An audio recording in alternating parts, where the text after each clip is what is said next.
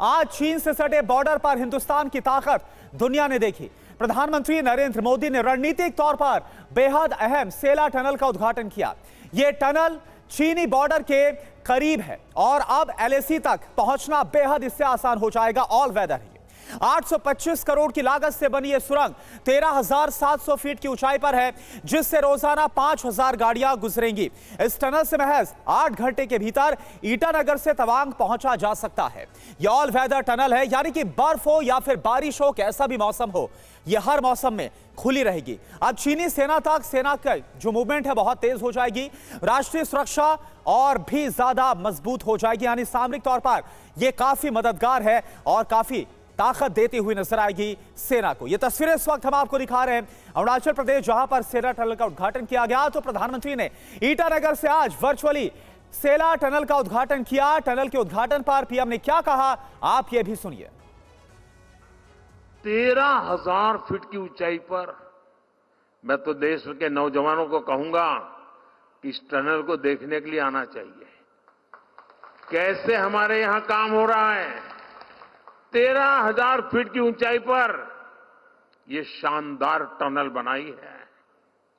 और मैं सेला के भाइयों बहनों से कहना चाहता हूं, आज वेदर के कारण मैं वहां पहुंच नहीं पाया हूं, लेकिन मैं आपको वादा करता हूं, मेरी तीसरी टर्म में मैं जरूर वहां पर आऊंगा, आप लोगों को मिलूंगा। इस टनल से तवांग में हमारे लोगों को ऑल वेदर कनेक्टिविटी मिल रही है। स्थानीय लोगों के लिए आना जाना और ट्रांसपोर्टेशन आसान हुआ। इससे अरुणाचल में टूरिज्म को विस्तार मिलेगा। ऐसे अनेक टनल्स पर आज इस पूरे क्षेत्र में बहुत तेजी से काम हो रहा है।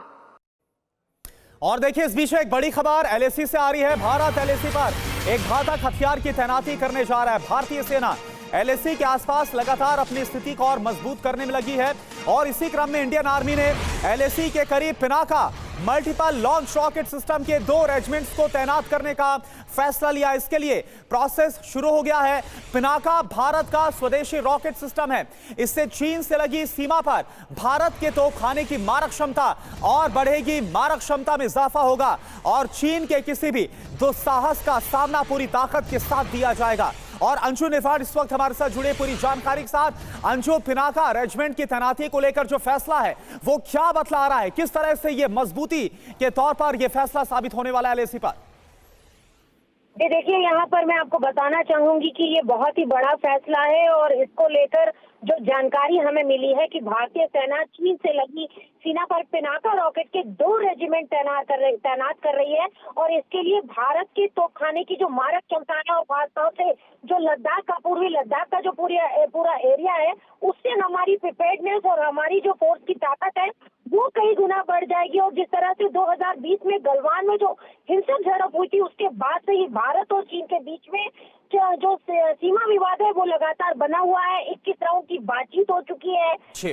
इसको लेकर रक्षा मंत्री हो चाहे हमारे विदेश मंत्री हो, तमाम तरह के बयान भी दे चुके हैं कि किस तरह से चीन जो है वो लगातार हथियारों का जखीरे पर वहां इकट्ठा कर रहा था। ऐसे में भारत अपनी तैयारियों में कोई कमी नहीं छोड़ना चाहता और पिनाका रॉकेट लॉन्चर जो कि भारत का स्वदेशी हथियार है, भारत में ही बनाया गया है, भारत में ही डेवलप किया गया है, उस हथियार की 2 रेजिमेंट को वहां पर तैनात करेगी। इस 214 millimetre barrel rocket launcher system से उत्तरी सीमाओं पर जो है हमारी जो तैयारी है वो और भी ज्यादा मजबूत होगी। और ये जो रेजिमेंट रेस की जा रही है, इससे जो हमारी फोर्सेज है उसका भी हौसला बहुत बुलंद होगा, क्योंकि ये आपको मैं बता दूं कि दूर जो चोटी पे दुश्मन बैठा हुआ है, ये उसको कई किलोमीटर तक की दूरी तक उसको निस्तनाबूद कर सकती है। तो ऐसे में ये भारत की तैयारियों को भी जताता है। जी, बहुत बहुत शुक्रिया आपका अंशु निर्वाण इस पूरी जानकारी के लिए। और पिनाका जिसकी तस्वीरें और उसकी ताकत इस वक्त आप देख भी पा रहे हैं, उसकी 2 रेजिमेंट्स की तैनाती का फैसला लिया गया है एलएसी पर, यानी कि चीन के खिलाफ ये बहुत बड़ा फैसला, बहुत बड़ा कदम। चीन के किसी भी दुस्साहस का किस तरह से मुंहतोड़ जवाब देना है। और चलिए अब आपको ये बताते हैं कि आखिर पिनाका में कितनी ताकत है। इसे आप समझिए 7 किलोमीटर से लेकर 90 किलोमीटर तक इसकी मारक क्षमता है और महज 44 सेकंड में 12 मिसाइल लॉन्च करने की ताकत पिनाका रखती है। रॉकेट लॉन्चर की लंबाई 16 फीट 3 इंच से लेकर 23 फीट 7 इंच है। 5757 किलोमीटर प्रति घंटे की रफ्तार से दुश्मनों पर पिनाका रॉकेट की हमला करती है। हर 4 सेकंड में दुश्मनों पर रॉकेट बरसाने की क्षमता है। हर मौसम में फायर करने में सक्षम है, यानी मौसम कैसा भी हो लेकिन दुश्मनों के जो दांत है वो खटक करने की क्षमता पिनाका रखती है। और इस बीच एक और बड़ी खबर आपको बताएं, भारतीय घातक आयुध पर एक और ये बड़ी खबर है। अग्नि सीरीज बैलिस्टिक मिसाइल लॉन्च करने की योजना बना रहा है भारत।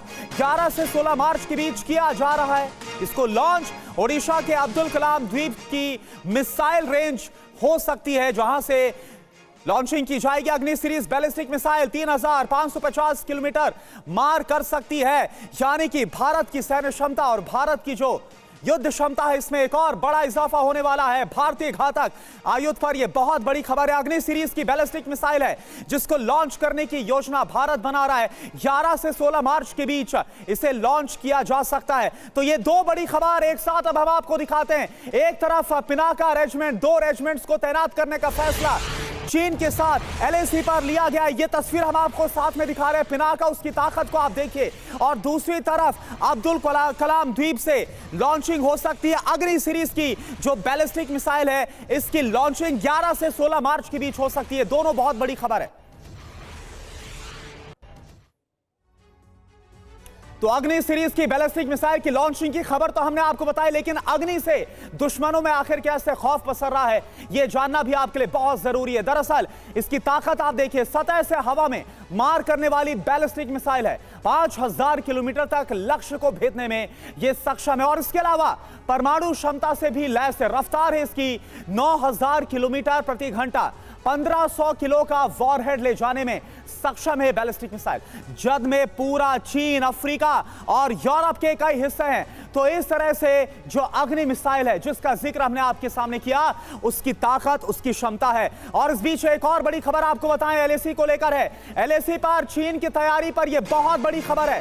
भारत की बढ़ती ताकत से चीन ने अपनी तैयारी बढ़ा दी है। अरुणाचल LAC के पास चीनी सेना ने अपनी तैयारी बढ़ाई है। LAC के पास Mi-17 हेलीकॉप्टर को तैनात किया गया है। भारत के बराबर चीन भी लगातार तैयारियां कर रहा है और इससे पहले हमने आपको खबर भी दिखाई कैसे रूसी की तरफ से भी जो जानकारी है और इस बात को लेकर जो रिपोर्ट है वो सामने आई कि कैसे 2025 से 2030 के बीच भारत चीन युद्ध को लेकर भी आशंका जाहिर की गई है। और ऐसे में ये एक बहुत बड़ी खबर है। LAC पर चीन की तैयारी पर यह बड़ी खबर, भारत की सामरिक शक्ति लगातार बढ़ रही है और इसीलिए चीन भी अपनी तैयारियां बढ़ाता हुआ नजर आ रहा है अरुणाचल के पास।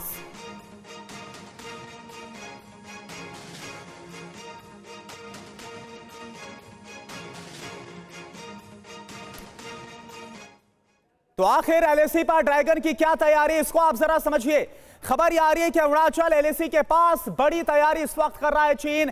निगिची इलाके में Mi-17 हेलीकॉप्टर को तैनात किया गया है और इसके अलावा 16 टैक्टिकल असॉल्ट वाहन, 4 हैवी व्हीकल, जी हां, 1 फ्यूल ऑयल टैंक तैनात किया गया है। हेलीकॉप्टर फ्लीट की पहली बार तैनाती की गई, इसको समझना बहुत जरूरी है। दूसरे साजो सामान में भी भारी संख्या में इजाफा किया गया है चीन की तरफ से। निगिची का रणनीतिक महत्व क्या है यह भी आप जरा देखिए और समझिए। LAC से सिर्फ 16 किलोमीटर दूर है और 10,000 फीट की ऊंचाई पर यह स्थित है। निगिची सबसे कम ऊंचाई वाला इलाका है, हाई स्पीड रेल नेटवर्क से जुड़ा है, लहासा से सीधे सड़क मार्ग से जुड़ा हुआ है। एयरपोर्ट सैन्य सिविल के लिए बाकायदा इस्तेमाल किया, यानी ये जो एयरपोर्ट है वो सैन्य और सिविल दोनों पर्पस के लिए इसका इस्तेमाल किया जाता है। और चलिए सीधा रुक करते इस पर बात करते हैं। सुमित चौधरी का हमारे साथ जुड़े हुए हैं। सुमित, एक तरफ हमने आज ही इस रिपोर्ट को दिखाया, रूसी की रिपोर्ट 2025 और 2030 के बीच युद्ध की आशंका जाहिर की गई और अब तैनाती की खबर क्या इंडिकेट कर रहा है? देखिए बिल्कुल, देखिए तैनाती इसलिए क्योंकि लगातार भारत अपने एलएसी के इलाकों में, खासतौर पे सेंट्रल कमांड जिसको आप उत्तराखंड और हिमाचल प्रदेश के तौर पे जानते हैं, इस पूरे इलाके के अंदर अपनी तैनाती को और मजबूत कर रहा है। क्योंकि हमेशा देखने में आया है कि चीन एक फ्रंट के साथ साथ कई मल्टीपल फ्रंट्स खोलता है। आपको याद होगा 2020 के अंदर भी जब ईस्टर्न लद्दाख के अंदर गतिविधियां चल रही थी, तब अरुणाचल प्रदेश में भी चीन ने घुसपैठ करने की कोशिश की थी। तो ना सिर्फ अरुणाचल प्रदेश यानी बल्कि अब ईस्टर्न लद्दाख के अलावा सेंट्रल कमांड के अंदर भी मुस्तैदी की जा रही है। और खास बात ये भी कि लगातार चीन की इन चीज़ों को मुकाबला करने के लिए भारत अपने स्ट्रैटेजिक मूवमेंट्स या फिर आप कह सकते हैं कि डिप्लॉयमेंट भी कर रहा है। और ईस्टर्न कमांड जो है बहुत संवेदनशील इलाका है, क्योंकि ये वो इलाका है जो एलएसी से बहुत करीब है और यहाँ से घुसपैठ कर हमारे जो इलाकों में आ पाना बहुत आसान है। और इन इलाकों के अंदर घुसपैठ करना, क्योंकि ये जो रिहायशी इलाके हैं बहुत ज़्यादा करीब है। करुणा। बिल्कुल, और देखिए इससे जुड़ी एक और जो हमने खबर भी दिखाई कि कैसे भारत ने भी पिनाका मिसाइल रेजिमेंट को भी तैनात करने का फैसला किया है। सुमित, आप हमारे साथ बने रहिए, आगे भी आपके पास में आ रहा हूं, लेकिन इस बीच एक और बड़ी खबर है। चीन से आज बहुत बड़ी खबर आई। चीन खुद को दुनिया की नंबर 2 आर्मी कहता है, लेकिन चीनी पीएलए यानी कि पीपल्स लिबरेशन आर्मी में सब कुछ ठीक नहीं चल रहा। चीनी सेना के एक जनरल ने बड़ा खुलासा किया। जनरल ही वैंग डोंग पीएलए में 3रे नंबर की पोजीशन पर हैं। अब इन्हीं जनरल ही वैंग डोंग ने कहा है कि चीनी सेना अपनी ताकत बढ़ाकर और बढ़ा चढ़ाकर पेश करती है, यह कहा गया है। और दुनिया में अपनी सैन्य क्षमता को कई गुना ज्यादा बढ़ा चढ़ाकर पेश किया जाता है। खुद ये कौन कह रहे हैं, खुद कौन एक्सपोज कर रहा है? चीनी जनरल।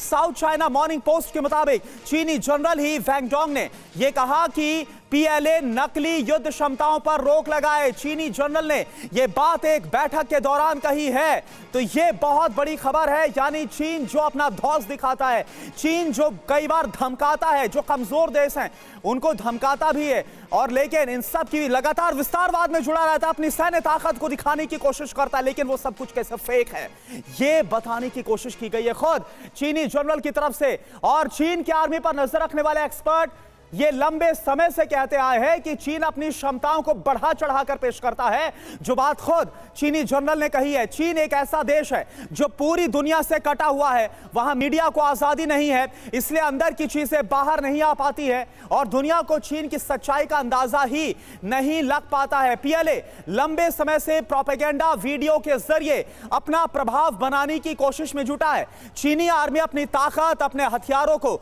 दुनिया का सर्वश्रेष्ठ हथियार बताती है, लेकिन ऐसा पहली बार है जब चीनी जनरल ही अपनी सेना की शक्ति पर शक जाहिर कर रहे हैं और सतर्क भी कर रहे हैं। यानी आप देखिए चीन को लेकर यह बहुत बड़ा एक्सपोज इसे कहा जा सकता है, जो कि खुद चीनी जनरल कर रहे हैं।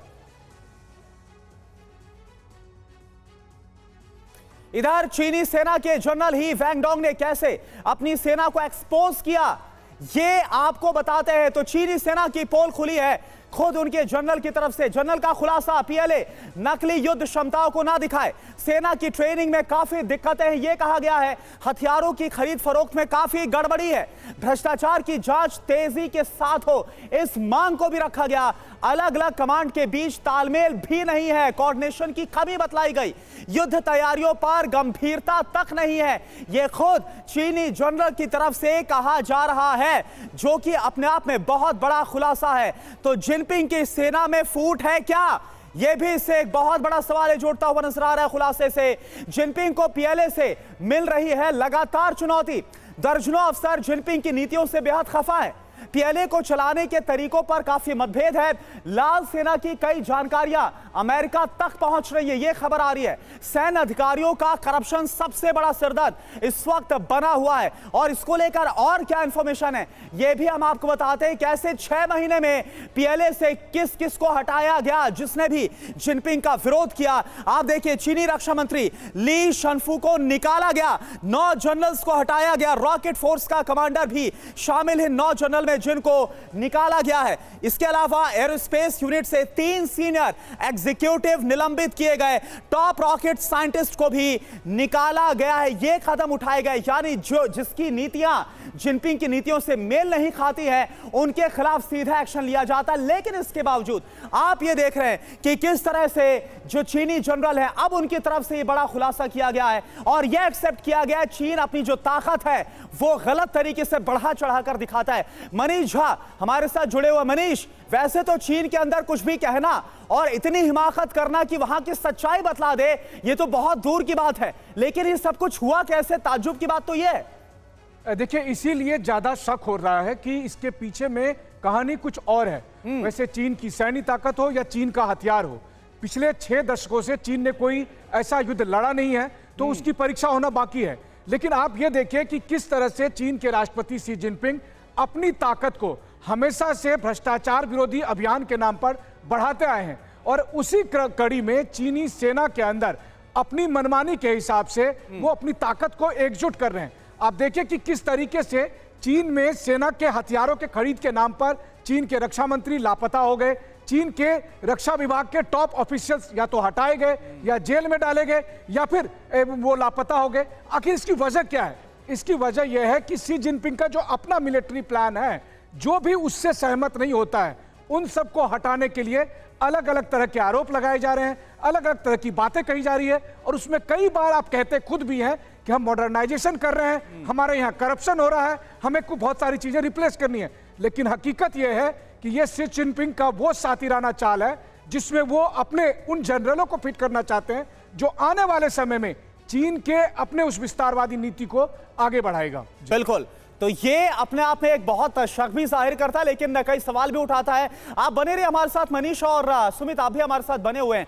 तो एक तरफ चीनी सेना में करप्शन है, तो दूसरी तरफ चीन के राष्ट्रपति शी जिनपिंग उइगर मुसलमानों पर अत्याचार का नया चैप्टर लिखने में जुट गए हैं। क्या खबर आ रही है? देखिए, चीनी सरकार ने नए ऑर्डर्स को पास किया है जिसके मुताबिक शिनजियांग प्रांत में रहने वाले उइगर मुसलमानों का चीनीकरण किया जाएगा। इसके तहत उइगर मुसलमानों को चीनी संस्कृति के मुताबिक रहने पर मजबूर किया जाएगा। मुस्लिमों को सेना के मिलिट्री कैंप्स में भेजा जाएगा, जहां पर बने डिटेंशन सेंटर्स में उइगर का माइंड वॉश करने की कोशिश की जाएगी। तो वैसे ही शी जिनपिंग लगातार उइगर मुसलमानों के खिलाफ रहे कई कदम उठाएगा। और एक और ये बड़ा फैसला, तो चीन के उइगर मुसलमानों का चीनीकरण अत्याचार का यह नया चैप्टर है जिसको शी जिनपिंग लिखने जा रहे हैं। बड़ी खबर क्या आ रही है? उइगरों का चीनीकरण अत्याचार का नया चैप्टर। चीन के उत्तर पश्चिम प्रांत में विशेष अभियान अब चलाया जा रहा है। शिनजियांग में जहां सबसे ज्यादा संख्या में उइगर मुसलमान हैं, वहां पर उइगर मुस्लिमों के खिलाफ यह फैसला है। चीनी संस्कृति परंपरा के मुताबिक इनको ढाला जाएगा, यानी चीनीकरण करने का फैसला। चीनी ढंग से जिंदगी जीने पर उइगर मुसलमानों को मजबूर किया जाएगा। 6 महीने पहले शी जिनपिंग शिनजियांग आए थे, यह भी आपको बता दें कि इसके पहले की क्या खबर है और इसी के बाद यह फैसला आ रहा है। शी जिनपिंग ने उइगरों के चीनीकरण का अब आदेश दे दिया है। तो यह सब कुछ हो रहा है, यानी चीनीकरण के नाम पर एक बार फिर से अत्याचार कैसे किया जा रहा है वो आपके सामने। और देखिए, राष्ट्रपति शी जिनपिंग किस तरह से चीन की अलग मुस्लिम नीति बना रहे हैं, यह आपको अब हम बताते हैं। शी जिनपिंग की मुस्लिम नीति, उइगर पूर्ण धार्मिक स्वतंत्रता से दूर रखे गए हैं। शिनजियांग में मस्जिदें लगातार तोड़ी जा रही है। चीन में आतंकवाद के खिलाफ एक्शन के नाम पर मुसलमानों का चीन में खुलेआम दमन होता है। विश्व बिरादरी के विरोध जताने के बाद भी चीन दमन बंद नहीं करता और एक शब्द नहीं बताता। चीन में मुसलमानों के मानवाधिकारों का उल्लंघन होता है और खुद यूएन रिपोर्ट 2022 में जो रिलीज हुई थी, इसमें यह बात सामने आई थी। सुमित, उइगर मुसलमानों के खिलाफ कैसा अत्याचार होता रहा है, लगातार टीवी9 भारतवर्ष ने चीन को एक्सपोज किया है, लेकिन यह नया फैसला, ताजा फैसला क्या बता रहा है?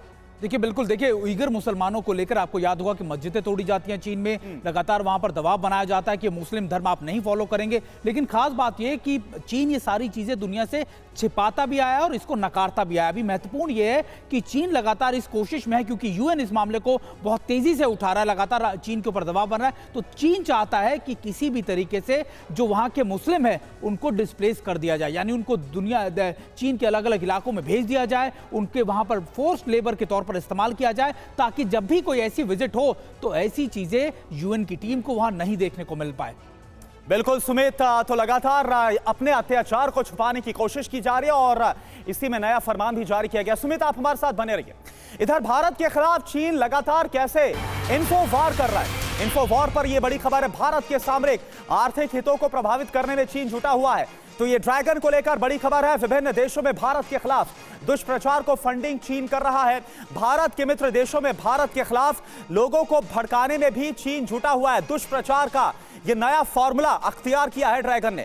भारत में भी चीन के पक्ष में नैरेटिव बनाने का खेल चल रहा है। सुरक्षा एजेंसियों के पास चीन की साजिश के ठोस सबूत हैं।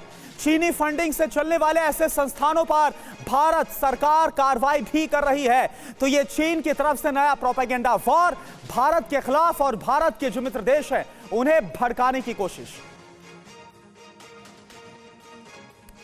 तो चीन के खिलाफ कल दुनिया भर में होगा विरोध प्रदर्शन। यह भी आपको बताएं कहां पर। लंदन, न्यूयॉर्क, वॉशिंगटन में यह प्रोटेस्ट होगा।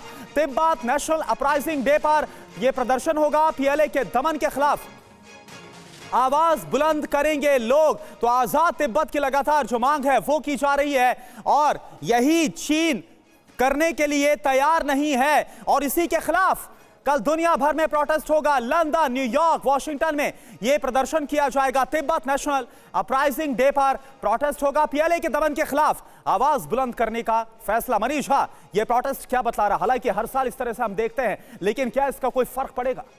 देखिए, 10 मार्च 1959 वो तारीख है, इतिहास में दर्ज है, जब हजारों तिब्बती लोगों ने शहादत देकर न सिर्फ दलाई लामा को सुरक्षित तिब्बत के ल्हासा से बाहर भारत तक पहुंचाया था, बल्कि तिब्बत की आजादी के लिए तब से लेकर आज तक वो लड़ रहे हैं। दुनिया के अलग अलग कोने में ये तिब्बती 10 मार्च को सड़कों पर उतरते हैं, चीन के खिलाफ प्रोटेस्ट कर रहे हैं और दुनिया को भी बताते हैं कि आज जो हाल हमारा हुआ है वही हाल बाकी मुल्कों का भी होगा, और नहीं तो फिर समय आ गया है जब तिब्बत के उन लोगों के साथ पूरी दुनिया साथ में आए। और इसीलिए 10 मार्च को चाहे लंदन हो, न्यूयॉर्क हो, वॉशिंगटन हो, यूरोप के तमाम शहरों और नई दिल्ली और दूसरे और इलाकों में भी इस तरह के विरोध प्रदर्शन होंगे। यानी कल एक ऐसे समय में जब भारत खुद चीन से लगी सीमा पर अपनी तैयारी को मजबूती कर रहा है, एक ऐसे समय में जब अमेरिका भी चीन को लेकर अपनी खास रणनीति बना रहा है, तब तिब्बतियों का यह विरोध प्रदर्शन दरअसल पूरी दुनिया को एक संदेश है कि यही समय है कि सब मुल्क आकर चीन के खिलाफ एकजुट हो,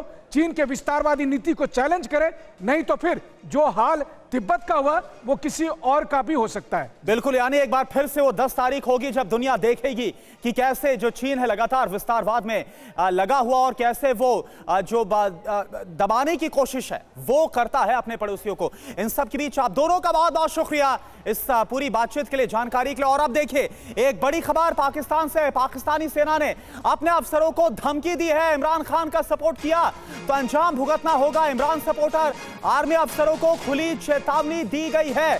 सरकार विरोधी संदेश भेजने पर रोक के आदेश दिए गए हैं। तो बड़ी खबर आपको बताएं, ये पाकिस्तान से है, जहां पर पाकिस्तानी सेना ने अपने कुछ अधिकारियों को धमकाया है। वो जो कि इमरान का सपोर्ट करते हैं उनको धमकाया गया है, चेता दिया गया है कि अगर वो ये करते रहेंगे तो फिर उनको अंजाम भुगतना होगा। इमरान सपोर्टर आर्मी अफसरों को खुले तौर पर चेतावनी दे दी गई है। सरकार विरोधी संदेश भेजने पर रोक का आदेश भी दिया गया है।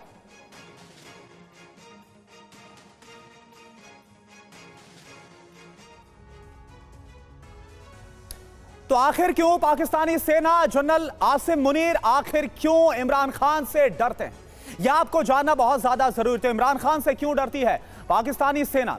पाक सेना की कोशिशों के बाद भी चुनाव में हमने देखा कि इमरान को नुकसान नहीं हुआ। सेना प्रमुख जनरल मुनीर ने वरिष्ठ अफसरों को फटकार लगाई। पाक सेना का एक बड़ा धड़ा इमरान खान का समर्थक कहा जाता है। इमरान समर्थक अफसरों को अहम पदों से दूर रखा जा रहा है। इमरान को किसी भी तरह की मदद पहुंचाने से मना किया गया है। किसी सैन्य अफसर ने इमरान की मदद अगर की तो कड़ा एक्शन लिया जाएगा, इसे लेकर चेतावनी भी दे दी गई है ऐसे अधिकारियों को भी। तो यह खबर पाकिस्तान से जो बड़ी अपडेट सामने आई वो हमने आपको बताई। लेकिन आगे बढ़ते और अब बात करते हैं एल्विश यादव की। और बड़ी खबर क्या आ रही है यह आप देखिए, गुरुग्राम पुलिस एल्विश यादव को भेज सकती है पूछताछ के लिए नोटिस। कल पूछताछ के लिए बुला सकती है गुरुग्राम पुलिस। मॉल में सीसीटीवी कैमरों की जांच शुरू कर दी गई है। गुरुग्राम के एक मॉल में एल्विश यादव ने मारपीट की थी। यूट्यूबर सागर ठाकुर को अपने दोस्तों के साथ जाकर पीटा था, जो खबर भी हमने आपको दिखाई थी और इसका सीसीटीवी फुटेज, सीसीटीवी वीडियो भी सामने आया था। अब इस खबर के सामने आने के बाद, इस वीडियो के सामने आने के बाद गुरुग्राम पुलिस कल नोटिस भेज सकती है पूछताछ के लिए। कल सेक्टर 53 हमारा पुलिस स्टेशन है, उसमें सागर ठाकुर नाम करके एक कंप्लेनेंट थे जो कि यूट्यूबर भी हैं। उन्होंने एक रिटर्न कंप्लेंट दी थी कि उनके साथ एलविश यादव द्वारा मारपीट की गई। तो उनके रिटर्न कंप्लेंट के ऊपर हमने जो है संबंधित धाराओं में पर्चा दर्ज किया। तो कितने लोगों के खिलाफ ये पर्चा दर्ज किया गया? 8 से 10 लोग थे उसमें। शिकायतकर्ता ने क्या बताया कि किस लिए उसके साथ मारपीट की गई है? बेवजह तो मारपीट नहीं करता है। और चलिए अब आपको मारपीट की पूरी तस्वीर दिखाते हैं और सबसे पहले आप इस तस्वीर को जरा देखिए। जो तस्वीर अब हम आपके सामने रख रहे हैं वो दरअसल एक दुकान की है जहां पर यूट्यूबर सागर ठाकुर बैठा हुआ नजर आता है। दुकान के अंदर एल्विश यादव 8 लोगों के साथ दुकान के अंदर जाता है। एल्विश यादव के अंदर आते ही सागर ठाकुर ने उसको बैठने के लिए बोला, लेकिन एल्विश यादव दुकान के अंदर आते ही सागर ठाकुर को थप्पड़ जड़ देता है। यह तस्वीर आप देखिए किस तरह से यूट्यूबर सागर ठाकुर के साथ एल्विश यादव और उसके साथ जो उसके साथी मौजूद थे उन्होंने मार पिटाई की और फिर सागर ठाकुर भी एल्विश के साथ भिड़ जाता है। एल्विश के साथ आए गुंडों ने सागर को पकड़ लिया और फिर एल्विश यादव ने सागर ठाकुर को जमकर पीटा। एल्विश यादव ने सागर को जमीन पर गिराकर लात घूंसों से पीटा है। कब का है, कितने बजे का है तारीख? 8 मार्च दोपहर की बात है ये। मतलब जो घटना हुई थी 8 मार्च सुबह के 12:30 बजे और ये जो एफआईआर वाली सीन है ये दोपहर के आसपास मतलब 12 बजे की बात का ही है ये। और जब ये सब हो गया तो एफआईआर रजिस्टर करने के बाद मेडिकल करवाया उन्होंने सरकारी हॉस्पिटल में। वहाँ भी दिक्कत क्या हुई, मैंने उनको बोला एक बार आप एक्सरे ले लो, मेरे को चेक करना है कहीं ज़्यादा इंजरी तो नहीं है, क्योंकि मेरे को बाहर से तो कोई मार्क नहीं दिख रहा पर अंदर दर्द बहुत हो रहा है, मैं जॉइंट कुछ भी मेरा सही से काम नहीं कर रहा जहाँ जहाँ चोट लगी है। तो वो एक्सरे करते नहीं, कहते हैं आपको यहाँ पे वो होना पड़ेगा, एडमिट होना पड़ेगा। तो मैं कहता हूँ नहीं एडमिट तो मैं यहाँ पे हो नहीं सकता, ऑब्वियसली मैं गुड़गांव में तो एडमिट होना चाहता नहीं था। तो मैं मना कर देता हूँ बिना एडमिट के भी तो आप एक्सरे ले ही सकते हो ना, मेरे को बस रिपोर्ट देखनी है। तो वो बिल्कुल मना कर देते हैं और मेरे से वो लिखवाते हैं I don't want be admitted. Gurgaon में क्यों नहीं एडमिट होना चाह रहे थे? आपको क्यों लग रहा था वहाँ क्यों नहीं आप? क्योंकि वो गुड़गांव था और मेरे को लगता था अगर वो बंदा इतने पॉश एरिया में आके इस तरह हमला कर सकता है, क्योंकि वो मॉल बहुत अच्छे एरिया में था, वो जो हॉस्पिटल था वो थोड़े से वैसे एरिया में था गाँव टाइप के। तो वहाँ मेरे को थोड़ा सा ये था कि जो बंदा पॉश एरिया में किसी पे हमला कर सकता है वो ऐसी जगह पर तो आ ही सकता है उस जगह पे। तो मेरे को वहाँ पे सेफ फील हो नहीं रहा था गुड़गांव में, तो इसलिए उन्होंने मेरे से लिखवाया I don't want be admitted, मतलब मेरे से उन्होंने साइन करवाया कि मैं खुद ही भर्ती नहीं होना चाहता। उसके बाद मैं समझ गया यहाँ तो रिपोर्ट मिलेगी नहीं, फिर वहाँ से मैं सीधा घर आता हूँ। फिर आज मैं मेडिकल कराने दोबारा गया तो एक्सरे मैंने अभी करवा लिया तो रिपोर्ट आएगी। बस ये है कि कल जो पेन किलर दिया था उससे आराम हो गया पर दर्द अभी तक फील हो रहा है। अच्छा, आगे क्या आपको क्या लग रहा है कि ये झगड़ा क्यों हुआ? मतलब किस बात को से कहाँ से बात यहाँ तक पहुँची कि एल्विश आते हैं और इस तरह की घटना होती है? देखो मैं तो उसके फैंस को टारगेट कर रहा था जो मेरे को गाली दे रहे थे। मेरा ये था कि एल्विश के जो पूरा मेन फैंडम है वो मेरे को भर भर के गाली दे रहा था, तो मैं उसके फैंस को ही टारगेट करता था, मैं गाली बदले में देता नहीं था। बहुत रेयर चांस होगा कि मैंने 1-2 बार गाली दे दी हो, लेकिन मैंने कोशिश की कि मैं ना के बराबर गाली दूं, बिल्कुल ना के बराबर। मैं सिर्फ उनको गवार बोलता था। तो एक बार बात पर बहस हो रही थी इस तरह से, ये वही पहले बात तो मैं अभिषेक मलान को सपोर्ट कर रहा था, उसके लिए मेरे को गालियां पड़ रही है। लिटरली मैं किसी को सपोर्ट करूं ना करूं मेरी मर्जी है, उसके लिए मेरे को गालियां पड़ रही है। उसके बाद एल्विश के कुछ बंदे, उनमें से एक अकाउंट तो अभी डीएक्टिवेटेड है ट्विटर पे, वो मिल नहीं रहा मेरे को, तो वो बंदा भी मेरे खिलाफ हेट फैला रहा है, उल्टी सीधी फोटो एडिट करके पूरा प्रॉपर हेट फैला रहा है। तो मैंने एल्विश को पहले पर्सनली मैसेज किया, भाई ये आपका बंदा मेरे को हेट फैला रहा है, क्या इसको दिक्कत क्या है मेरे से? तो एल्विश मेरे को वॉइस में भेजता है, भाई देखो मैं तो अभी हूँ नहीं, मैं थोड़ा बिजी हूँ। तो वो ऐसे करके वहाँ पे मामला टल जाता है और उसके बावजूद कोई भी मतलब होता नहीं है, हिट आते रहता है। तो अंत में जाके एक लेवल के बाद मैं ये लिख देता हूँ एल्विश को टैग करके, भाई कि किन गवारों को फॉलो कर रखा है। तो एल्विश उस पर रिप्लाई कर देता है, तो मैं अनफॉलो कर दूँ फिर। तो जैसे ही एल्विश ये रिप्लाई करता है उसके बाद एक हैशटैग ट्रेंड में करने लग जाते हैं ये लोग, स्पेस बना के, इन्हीं के बंदे जो ये फैन पेजेस हैं, कुछ उसके नॉन कुछ उसके अननॉन, तो वो ट्रेंड करते हैं, एकदम गालियों से भरा ट्रेंड करते हैं, उसमें रेप थ्रेट्स होता है फैमिली को लेके, इस तरीके के ट्रेंड करते हैं।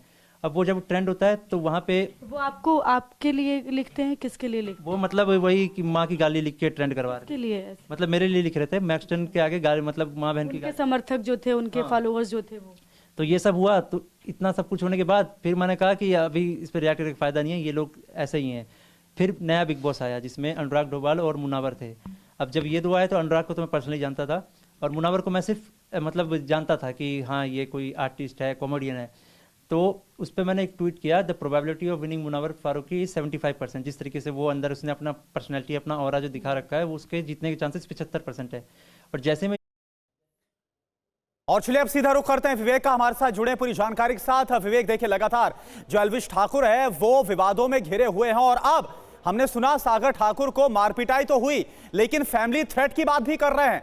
कितना सीरियस इस बार इस मैटर को देख रही है पुलिस और किस तरह के एक्शन के मूड में? देखिए, पुलिस सूत्रों का यह कहना है कि एल्विश यादव के खिलाफ जो है केस दर्ज कर लिया गया है और अब उन्हें नोटिस देकर पूछताछ में शामिल होने के लिए कहा जाएगा।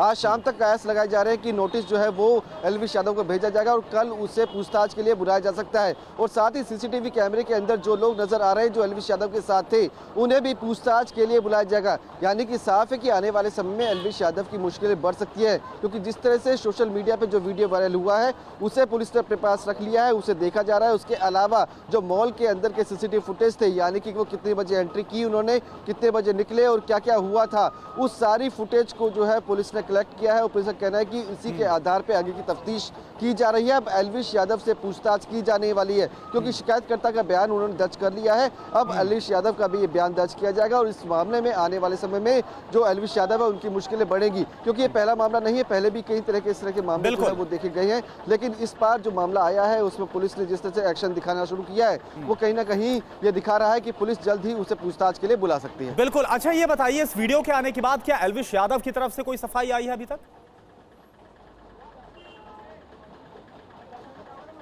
देखिए, हमने संपर्क करने की कोशिश की लेकिन अभी एल्विश यादव से बातचीत नहीं हो पाई है। पर कहीं ना कहीं जिस तरह से सागर ठाकुर ने गंभीर आरोप लगाए हैं तो पुलिस का ये कहना है कि उन्हें पूछताछ के लिए बुलाना है। इस वीडियो के अंदर साफ दिखाई दे रहा है कि एल्विश जो है वो स्टोर के अंदर दाखिल होते हैं और जैसे ही वो दाखिल होते हैं उसके बाद वो बिल्कुल जो वीडियो है जो सामने आ गया है पूछताछ की जाएगी गुरुग्राम पुलिस की तरफ से। बहुत बहुत शुक्रिया आपका इस पूरी जानकारी के लिए।